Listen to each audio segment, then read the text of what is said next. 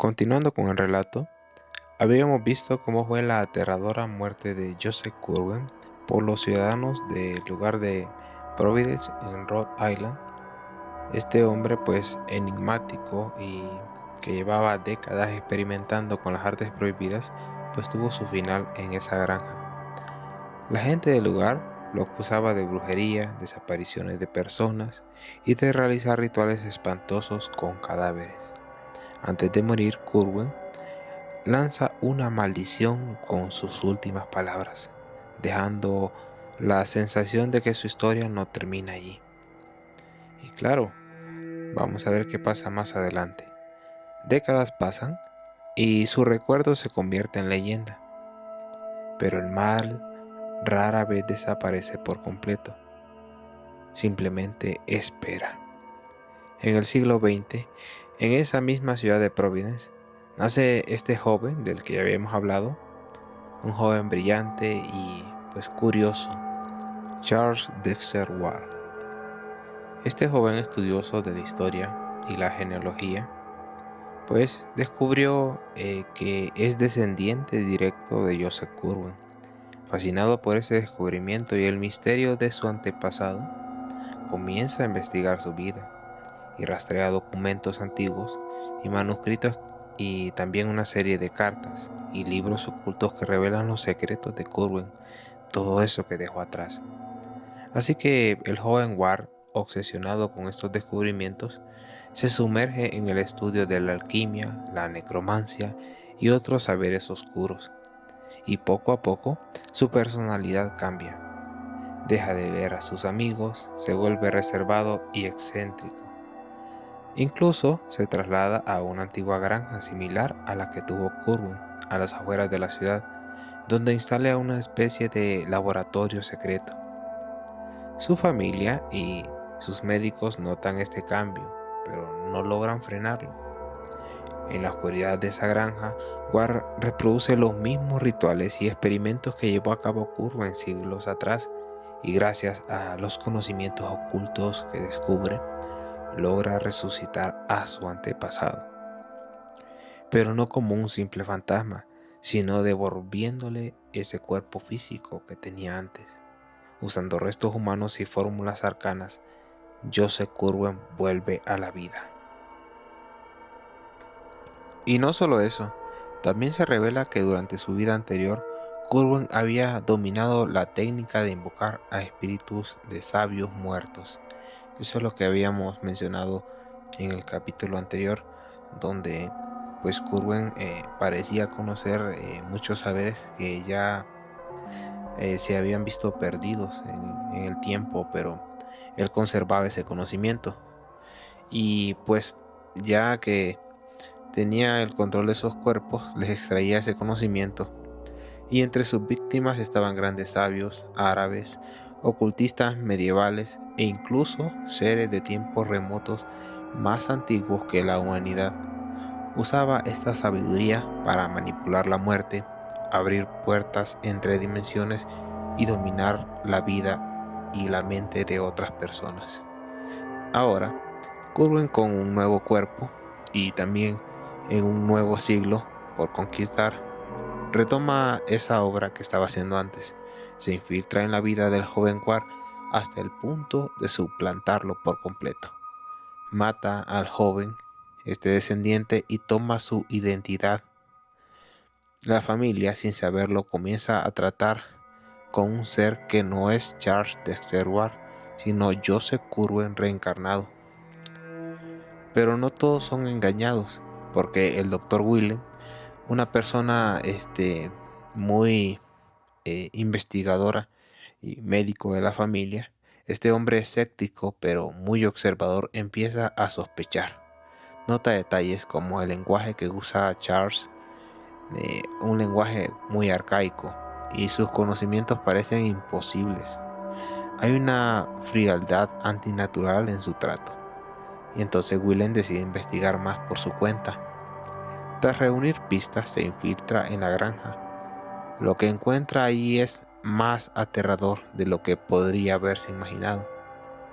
En lo profundo de los túneles bajo la granja, halla laboratorios, criptas y cámaras de tortura. Encuentra frascos con polvo humano etiquetado.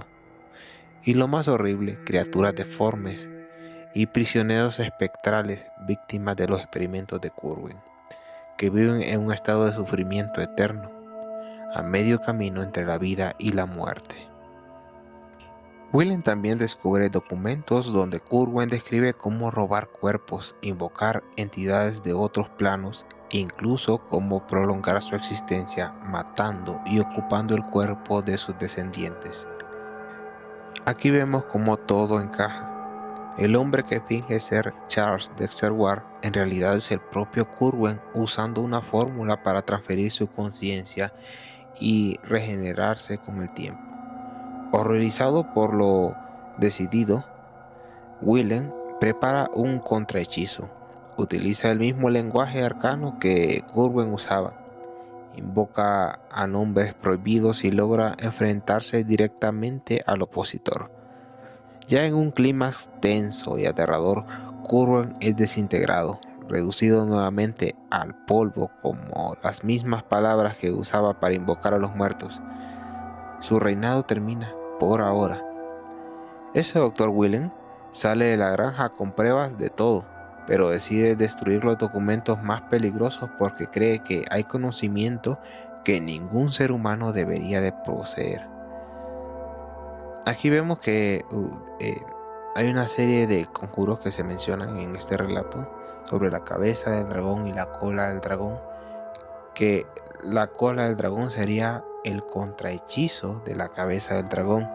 Esto es algo que utilizó el Dr. Willen en contra de Joseph Curwen para terminar con su existencia en este plano. Aunque lamentablemente no se le puede devolver la vida a Charles Dexter Ward, el caso queda oficialmente cerrado como una tragedia mental, la historia de un joven brillante que cayó en la locura por sus obsesiones históricas. Pero Willen sabe la verdad, y en el fondo teme que Curwen no haya sido el único que dominó estas artes oscuras, porque el mundo sigue lleno de sombras, y algunos secretos no mueren jamás. Aquí vemos todos esos acontecimientos que pasan cuando pues el Dr. Willen logra entender qué es lo que le pasa al joven Ward, como Joseph Curwen entró a este plano y en el siglo donde estaban para poder pues suplantar a Dexter Ward y poder continuar con sus experimentos. Vemos que su aterradora muerte que tuvo pues en aquel tiempo en la ciudad de Providence, en esa granja, pues no fue su final verdadero, y que pues él estaba digamos que volviendo a sus experimentos. Vemos como en el bungalow, donde pues es el lugar donde se menciona en el relato, donde hay esa serie de criptas y ese laboratorio donde hace experimentos nuevamente, y hay criaturas de un origen desconocido, deformes, y que están pasando por un sufrimiento inenarrable, pues están ahí. Y pues Dexter Ward, o sea Curwen, es el autor de todo esto y el que está causando toda esa serie de terribles cosas. Vemos como también el Dr. Willen utiliza ese hechizo para contrarrestar o para, digamos, neutralizar a Curwen con lo que se le llama la cola del dragón. Aquí hay mucha simbología en este relato, uno de los más extensos de la serie de relatos de Lovecraft, pero que encierra muchas cosas interesantes. Por ejemplo, hace menciones a lugares y a nombres de libros muy, digamos, muy aterradores en lo que es la mitología de Lovecraft, como el Necronomicon y otros libros más. También hace mención sobre lugares como Salem, donde hubo esa cacería de brujas y donde Curwen en su tiempo tuvo que huir de ahí por temor a que le pudieran hacer algo o que lo pudieran atrapar, pero finalmente en la ciudad de Providence fue que encontró su final, entre comillas. Pero pues ya en el siglo XX el Dr. Willen supo cómo neutralizar a Curwen y lamentablemente se perdió la vida del joven Charles Dexter Ward. Vemos cómo en este relato se encierra una serie de curiosidades y pues muchas cosas interesantes que son dignas de mencionar, que tienen conexiones con otros relatos de la mitología de Lovecraft, como por ejemplo el Necronomicon, nombres de algunos lugares y pues cosas muy específicas. Aquí vemos de cómo pues el uso de la alquimia, la necromancia y las artes oscuras, como pues pueden hacer que trascienda a través del tiempo todo lo que es esa serie de experimentos de Curwen. Este relato nos enseña cómo la maldad no es aniquilada por completo y cómo perdura y espera paciente a través del tiempo para volver a renacer. Vemos también cómo hay una serie de símbolos y muchas palabras y conjuros que se mencionan en el relato, que los animo a leer. Es muy interesante y pues es una lectura que también los podría encaminar a lo que es seguir aprendiendo más del mundo de Lovecraft y toda su mitología. Ahora bien, ¿qué es la cabeza del dragón y la cola del dragón dentro del contexto de lo que es el relato de Charles Dexter Ward? En este caso, esos términos no están asociados con la astrología, como pues algunos habrán pensado, sino que son como parte de ese lenguaje esotérico y ocultista que aparece en los rituales del relato. Lovecraft los menciona como parte de fórmulas mágicas en latín. Esto se encuentra, si ustedes tienen la oportunidad de leer el relato, pues van a encontrar esta parte. Estas frases oscuras de estos personajes, especialmente las que menciona Joseph Curwen, se usan para invocar entidades o realizar resurrecciones. Entonces, ¿qué significa lo que es la cabeza del dragón o Caput Draconis y la cola del dragón Cauda Draconis? Son símbolos alquímicos y esotéricos reales, utilizados históricamente en textos herméticos y ocultistas. Lovecraft los ha incorporado en ese relato para dar autenticidad y una atmósfera a estos rituales. Así que vamos a empezar primero la cabeza del dragón. Suele representar el principio, ascenso o iniciación. Está relacionada con el crecimiento, este inicio de un ciclo mágico o espiritual o la apertura de portales. Ahora, ¿qué es la cola del dragón?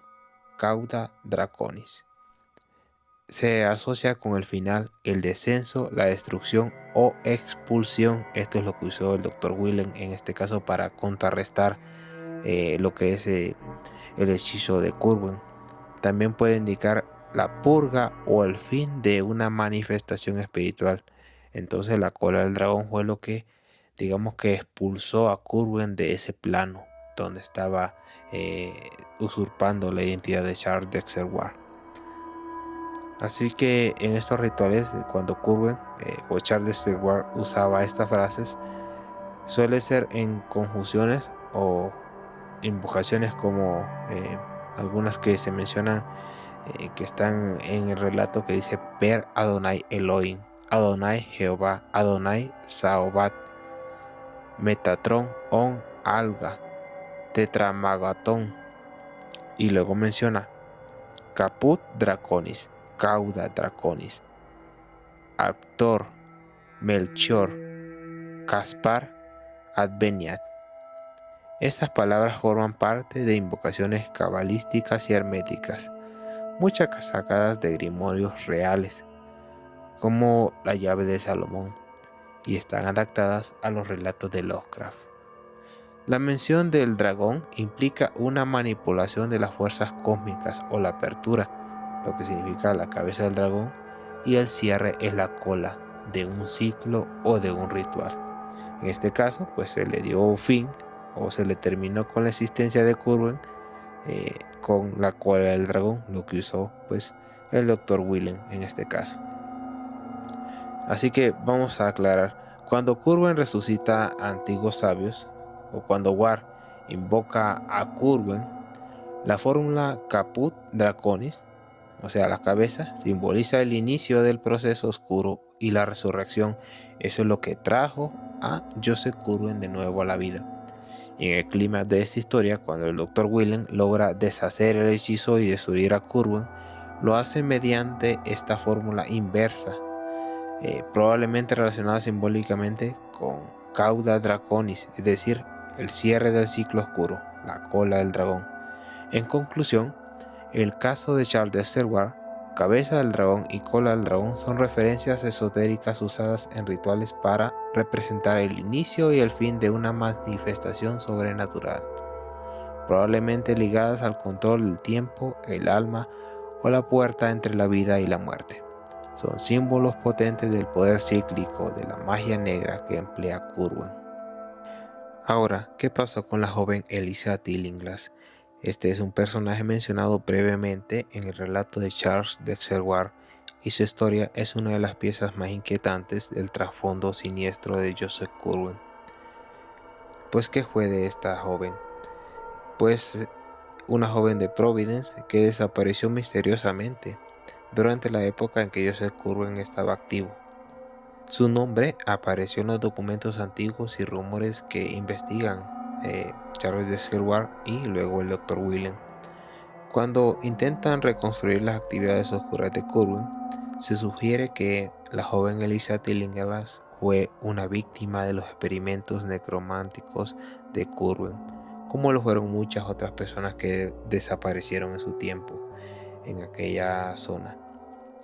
Pues Lovecraft no detalla su destino, pero todo apunta a que fue secuestrada por Curwen y usada en sus rituales arcanos. Esto puede haber implicado que la hubieran usado como sacrificio, como parte de algún rito mayor, como captura espiritual, como otros prisioneros invocados o transformados, o como una desintegración o uso de su cuerpo para experimentos alquímicos o invocaciones. Pues Curwen necesitaba polvo humano específico, a menudo de personas vivas o recientemente muertas. Pues esta joven representa lo que no se cuenta directamente, pero se siente intensamente, este horror invisible, y esto es lo que nos trata de proyectar Lovecraft a través de sus relatos, lo que ocurre fuera de escena. Este caso, como el de muchos otros, refleja el alcance real de las atrocidades de Curwen y el hecho de que muchas víctimas fueron olvidadas o encubiertas por la historia, hasta que Charles de Serwar las vuelve a sacar a la luz mediante sus numerosas investigaciones. Sé que hay muchas preguntas que puedan tener acerca de este relato, ciertos detalles que tal vez no se mencionaron en ambas partes de estos videos, pero con todo gusto les voy a aclarar cualquier pregunta que tengan respecto a este y otros relatos de Lovecraft. No olviden comentar, suscribirse y darle a like, y por supuesto vamos a estar siguiendo con esta serie, pues subiendo más relatos de Lovecraft. Esperamos que sea de su agrado y pues la temática o la forma en la que la estamos haciendo, espero que les guste. Si tienen sugerencias o alguna otra cosa que quieran mencionar para pues eh, implementarla en los siguientes videos, pues con todo gusto pueden hacerlo. Muchas gracias a todos amigos, espero que estén bien, que tengan un excelente día.